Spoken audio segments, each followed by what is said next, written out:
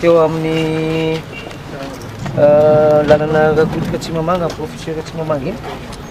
Nipofotra dia nijanona. Tsy mahalala hoe misy manaraka dia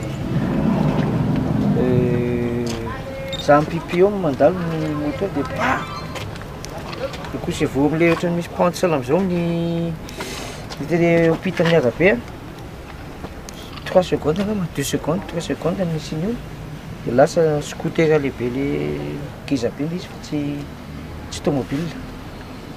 Lasa 5 minutes 10 minutes izy dia miditra tobile dia nakany Kadilalana.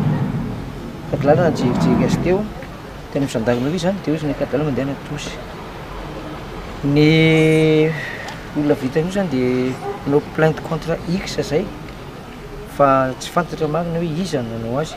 Taoriana reny za mivoaka ny district-tsarana reny dia na ankizy kely na lehilahy na vehivavy. Tsy SMS zany fa tena antso an-tariby mihitsy. Antso an-tariby kasety tena moa fa automatique mandray téléphone dia hoe tsy hamelana io faty ianareo androany sy ny sisa sy ny sisa. Feo an-dehilahy, feo an'ankizy. Feo an-dehilahy, vehivavy, ankizy ohatran'ny hoe mpianakavy ny eo amin'ny firy eo zany mena tsy doboka téléphone mety azy. Raha kely indrindra angamba dia folo.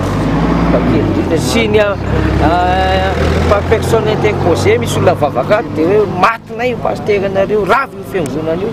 Zay zany ny zavatra iainana zao ka raha toy izao dia tsy fantatra fa